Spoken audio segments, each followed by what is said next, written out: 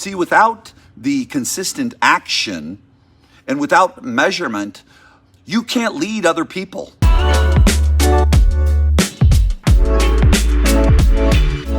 The first thing that we need to know before we look at and really internalize, before we look at these 5 steps, we need to understand what leadership is. And many times we think that leadership is someone that we look up to or someone that we follow or someone that gives us information. And it's critical that we have leadership. I have leadership in my life. But the mistake that people can make is there's a second part of leadership that you really need to know about, and that's self-leadership. Let me say it again, that's self-leadership.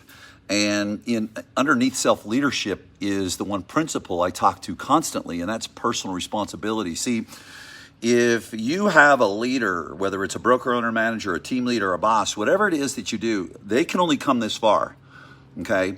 You've got to meet them there, and that's called self-leadership, and that is grounded in principles, and that's a whole other video that I'm going to go to. But I want to share with you with the assumption that you're crystal clear on your mission, your principles, and your values, and all the things that are really, really important to you in why you do what you do, okay? So let's just go with that assumption. You've got all those things in a line. I know we can constantly be working on those things, and that's why we have leadership, and that's why we have coaches and mentors, and we sit in rooms with people that are super, super productive. But these 5 simple principles, and they're really, really critical for you right now, because there's this epidemic that's going on right now. It's the epidemic of people have made more money than they ever have in their life, or they're on the pace to. They're having great years. And by the way, it's tainted. You better be, because the market's awesome. But here's your 5 steps. Number 1, you must constantly be seeking information, attending training, and learning. You must be a lifelong learner.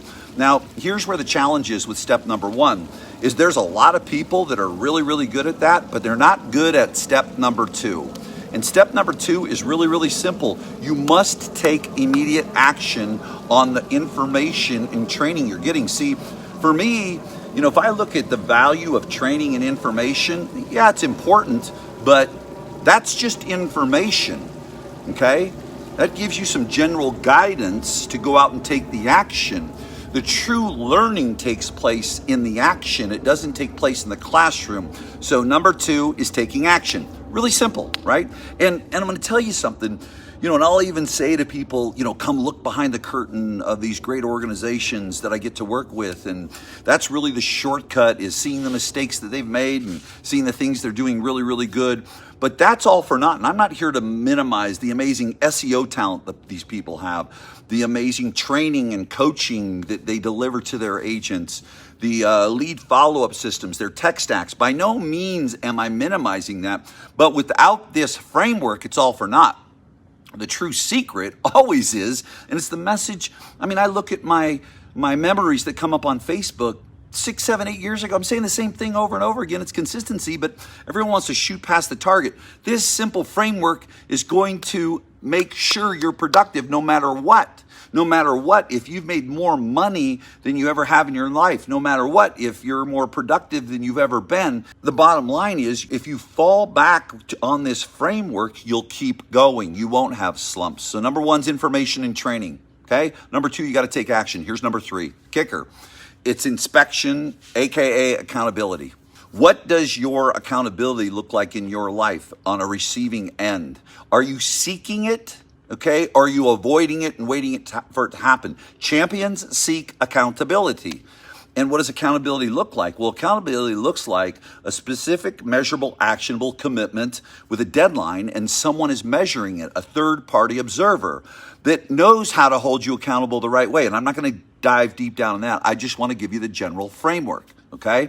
So now we've got information or training. We have you taking action, and or you as a leader, if you're leading people, looking at this framework as you lead them, okay? And for you as a person, this is framework for you in that self-leadership, okay? You've taken the action. Now there's inspection and or accountability. That's number 3, okay? Now here's where the kicker is, skill building. Because if you've taken in the information, you've taken the action, and someone's measured, now we can hone in on, okay, if you're doing certain numbers of activity, but you're not getting a result, then now we can take a look and we can expect deeper and find out what skills we must build. See, without the consistent action and without measurement, you can't lead other people. You're hoping they do something. And hope to me is hopelessness. Hope is hopelessness, right? So all of these pieces must be in play for you personally, but then also as you're leading other people, right? So now I can inspect, I hold them accountable. Accountability and inspection is not about making someone right or wrong. You didn't do it, you need to do it. No, accountability and inspection, it creates tension. Tension is healthy because tension causes creativity. Notice at a deadline of a game, the clock's ticking down. Okay, we see these amazing plays. Creativity and focus takes place then, right? People become more focused at the end of the game. Well, in your business, you've got an end of the game. You've got an end of the week. You've got an end of the day. You've got an end of the month. You've got an end of the year. That's your deadline. But that's worthless if you just talk about it and you don't have someone holding you accountable who can then assess it, right? And look back. Remember, your future's in your past. All this crap of look out through the windshield because it's bigger. What a bunch of crap, but it sells, so you buy it. And that doesn't serve you. It's that rear view mirror that you laser focus in on and reflect on what you did, what you didn't do without judgment. Without judgment. That's where the learning takes place, right? And then we can put the skill building on top of it as a leader, okay? So we've unpacked 4 of them. Information and training, taking action, inspection, accountability, then skill building, and then number 5, recommit.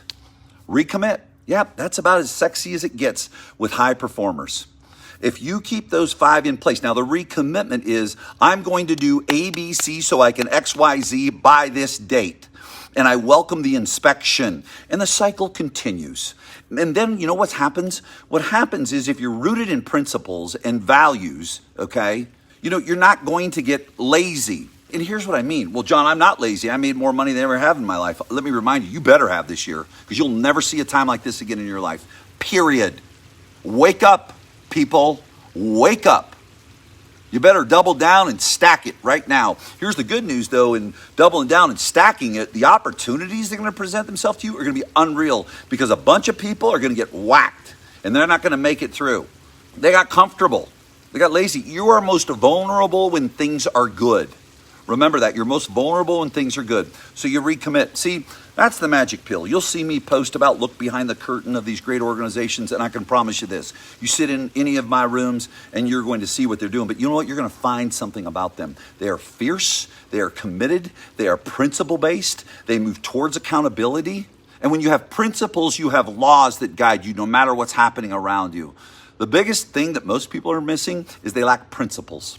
So those are your 5 steps to ensure productivity. And remember, there's 2 types of leadership. There's self-leadership, and then there's your leader. A lot of people like to blame things on the leader. The problem is their self-leadership game is really, really weak. They're sitting out here. And a big part of that is not taking action and not being willing to be held accountable. I've watched people that don't have the greatest skill sets, but they take massive action. They're willing to be held accountable, and then they can be inspected and they can build their skill sets. See, your skill sets are built not in the classroom. Your skill sets are built when you take action and it's inspected.